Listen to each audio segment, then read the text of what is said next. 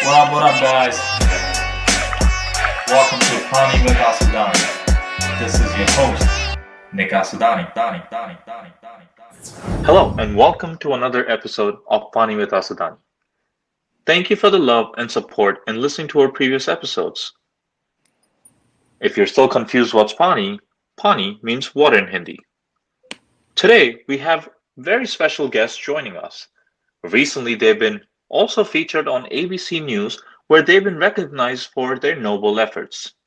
NYC COVIDSitters student team, an inspiring team of young professionals who are in medicine field who have taken things in their own hands to help our community and our essential workers. We have the founder Gunjan Desai and the director of NYC COVIDSitters, Dipta Roy. We're so excited to have you guys here. Please tell us a little about yourself. Hi, my name is Gunjan desai. I'm a native New Yorker in Long Island City. I'm currently a third-year medical student at Ross University, and I'm also the founder of NYC COVIDSitters. Hey, my name is Dipta Roy. I'm an administrative coordinator at the Center for Autism. I grew up in Queens, and I'm the director of operations at NYC COVIDSitters. Awesome. Thank you for taking the time for joining us and speaking about your initiative. Thank you so much for having us. Thank you. It's our pleasure. So, what is NYC COVIDSitters student team? Can you guys brief up? We're basically a group of college and health professional student volunteers, and we provide free of cost, non-clinical services to the essential working community in New York City. Oh, that's so cool. And what is your mission with this? Well, the motto that we live by is to provide care for our caregivers. These essential workers are, essentially keeping New York City alive and going. So essentially, you guys are helping all the essential workers when they come back after a tiring day, and you guys help them with all the additional burdens or weightage that they have, and try to make sure that they get their rest because they're helping us all the time, working long shifts and everything. This is so cool. Mm-hmm. Who came up with this idea and how did it evolve? So this pandemic is personal to me for many reasons. One being I'm a medical student whose clinical rotations were put on pause. My mom and my sister, a registered nurse, are fighting on the front line. And because I also lost a loved one to the nightmare of this virus, and because our city and fellow New Yorkers have been the most gravely impacted. So although I'm not fully trained to provide clinical services yet, I just wanted to do something to help our community, and that's why Dipta and I started this organization. I am so sorry to hear about your loss, and I give you guys all the support and love that I can from my end. Thank you. I know everything will be okay, and everything will be fine. I'm so happy that we have some young people stepping up and helping all the essential workers and the people in need, and really coming all together and helping humanity to fight with such a crazy disease. So, I have a question. I know you both are from New York, from Queens. Who is a better cuomo? Andrew. I think I'll go with Chris. You like Chris? Yeah. So I would say I like Andrew only because he loves pizza. So guys, I don't know how true this is, but I read an article this morning that says llama can create antibodies that can help all the scientists to get closer to finding a vaccine for coronavirus. Is this a possibility? Like, are we gonna be llama-licious, all of us? I mean, from my understanding, I think they actually did look at llamas back in the day, trying to cure Sirus and Mars. That's like other types of coronaviruses. I mean, I'm not sure if it's gonna go anywhere, but hopefully. But I mean, that was some news to me. So, tell us something about like your partnerships and virtual efforts in order to help your community and the society. So we've partnered with 2 other similar organizations that also provide similar services that we do. including childcare, pet care, errand services like grocery runs and pharmacy pickups, and online tutoring. And the names of the other two organizations are Sinai Together and NSRN, which stands for National Student Response Network. Sinai Together only is affiliated with ICANN School of Medicine at Mount Sinai, and they're affiliated Sinai hospitals in Manhattan. And NSRN is a national effort. So together, we've been working together with them to like recruit more volunteers and help as many healthcare workers as we possibly can. We have also partnered with Dr. Hala Sabri, who's the founder of PMG. She's the founder of a Facebook group that has over 71,000 female physicians. And she has a lot of contacts that she's put us in, connected us with to help us spread the word. One of them being Metalita. And they basically created a central platform for all sister COVIDSitters organizations so that we can reach out to as many people that would need help. And it's a national effort now. And you did all of this by yourself, your team, Yes. which is a young professionals. And do you know, like we have some politicians who are basically, instead of working on an effort like this, they're buying cheap oil barrels and storing in their backyard. That's crazy. Yeah.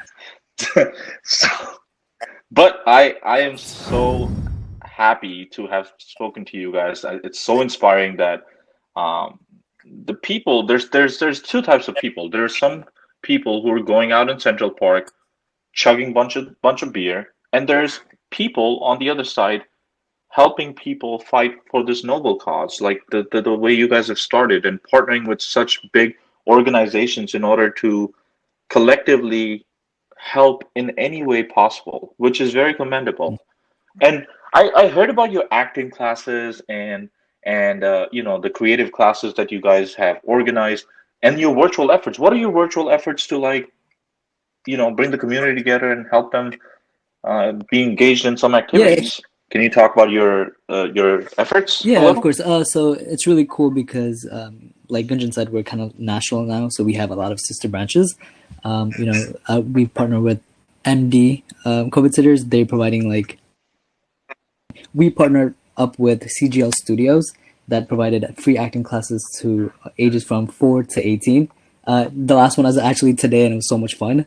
The parents were so happy, the kids were so happy, especially in this time. It's really nice to see people, interact and having I fun. mean, you guys are creating Picasso's and Shah Rukh Khan on the Exactly. side, right? Well, I was more of a Hrithik Roshan So, fan, so yeah. What about llamas? No. So, all right. So it's so cool how there is creative, innovative ideas with e-learnings. Like I understand that this pandemic and sort of a recession has um, affected people mentally, physically, and with a lot of struggles that they have to go through with. But there's all on the other side, I see the world evolving in so many different ways. Like there's so many creative new ideas to do things virtually, like innovations in e-learnings, like school systems and all the classes and there's so many things that are happening which is going to evolve us for next 20, 30 years, which is commendable. And this wouldn't have been possible if the mankind did not transform from manual labor into the machineries and then going into digital era like this. So guys, I wanted to know that what are the challenges that you guys face? I don't know you guys are able to scale up and have all these partnerships and working with other people, trying to make sure that your word is reached out to a lot more people. Your journey with ABC News, and what were your challenges? What was the toughest thing that came along your way? So for me, the biggest challenge was relearning how to use social media because I haven't been on social media in years. So just like relearning how Instagram and like Twitter and Facebook work, I think that was the biggest challenge because we knew that we had to be on all three platforms if we wanted to reach as many people in the New York City area as possible. And I think that has been a huge success for us in terms of gaining volunteers and our partnerships. So that was definitely the biggest challenge we had to overcome. So you guys are right now on Twitter, Instagram, and Facebook? Yes. All right, to our listeners, you guys are listening, go and support their noble cause, NYC COVIDSitters on Facebook, Twitter, and Instagram. If you're listening to this, I expect you to go like it. Thank you very much. Deepta, any challenges that you would like to talk about? Yeah, just kind of backing on what she said. Getting our word out there was, I think, the hardest, especially when we start something from scratch with kind of no knowledge on how to run an organization, anything like that. It was really hard to get the word out there. It was hard to get a strong lead team, but I can like happily say we have an amazing lead team that's helped so much, like tremendously. Social media has helped get the word out. We've done like email marketing where we sent over almost like 4,000 emails. Wow. Yeah, across all the schools, some of the hospitals. Our goal is, in the end of the day, is to help as many people as we can, right? So if no But one, surprising enough, you guys have sent so many emails, and I hope everyone's looking at it and reverting back. Because if this was a Sephora email or Macy's, people will click right then and there and make exactly, sure they shop during this pandemic. right, that's true. But but I really commend the ability of you guys being so aggressive and making sure your word is out, doing all this for free, and motivating people around to have a positive attitude, and making sure that all your loved ones are safe is very important and is very selfless. It's something, the world has become so materialistic that people just want to either sit home, make money on stocks, or talk about like, do online shopping, or just have quarantinis, margaritas and Cinco de Mayo and all that, which is cool. And I appreciate people taking the time to relax a little. But it's very important to support causes like this. This is the time when people get to be together and be human. I would like to give a shout out to some medical workers, as we always do in every episode of ours. So let's start off with some shout out to a medical worker. Name the some workers that you would like to give a shout out to. I would like to give a shout out to my sister, Mansi Desai, and my cousin, Yay, Mansi. Dr. Patel. He's an ER doctor. And I just want to say that I've really seen them extremely stressed these past like couple of weeks with everything going on, especially like seeing positive COVID patients, families unable to visit and not get to say their last goodbyes or like give their families a hug or even hold their hand in their last moments. So I just want to say that their selflessness, determination, and courage has been really inspiring to me. And I always tell my sister one thing, and I want to say it again, that because of her, I hope to be a physician with the heart of a nurse one day. That's awesome. And when I see all these essential workers selflessly working, there's no other words but to just sit and clap for them. I really like the fact I think we should host a Grammy Award and awards ceremony for essential workers next year Yeah. instead of Oscars and Grammys and IFA awards and all that, right? That'd be cool. We'd so we want to give a shout out to Mansi and Dr. Patel. I know we might have like 10,000 Patel, so Kencho to all you guys, and so I we give we give all of our love and salute and respect to all of them. Deepta, would you want to give shout out to some of your Yeah. medical workers? I mean, I would give a shout out to you guys Aw. for this Oh, episode, thank you. but I would love to know Okay, about that's sweet. medical workers. Yeah, so my shout out would be to actually my therapists. With everything that's going on right now, it's easy to forget the children that have autism. What we provide in our Center for Autism is ABA services. So it's a one-on-one contact. But if the kids don't have that, especially for an extended amount of time, they can regress. So like a huge shout out to my therapists that are still going to the field, that are still going to people's homes, providing ABA therapy as much as they can, risking themselves as well. It's tremendous. I can't imagine being on that side. Especially because I like to hide behind this mic and talk about the world. But realistically, it's great work that they've been doing, and we cannot thank them enough for what they've been doing. So if we must say, guys, like if you have one message to be delivered, what would be a message that you want to deliver to our listeners? I just want to say that New York City has been the land of resilience and strength. And we've been through so many struggles and tragic events before, like 9/11, the 2003 blackout, Superstorm Sandy, and now this. But every time we emerge even stronger, and that we're New York tough and we're going to overcome this together. Yep, New York tough. New York tough.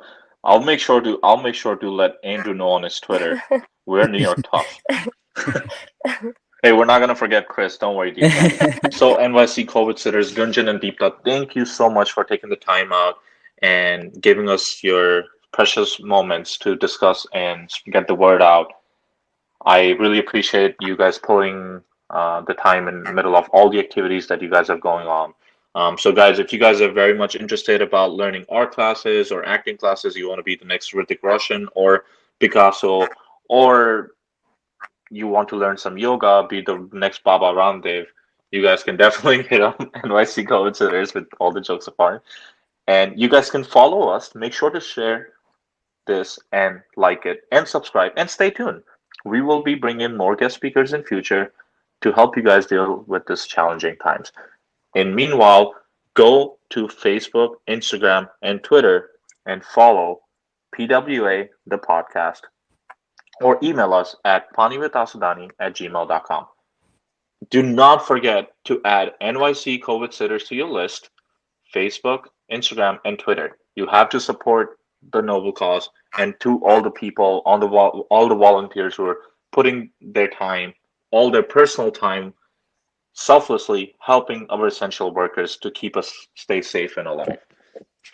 Don't forget to like, share, and subscribe, as we always say. Stay safe, Stay positive. And stay human. and don't forget to keep drinking some pani and stay cool like Asadani.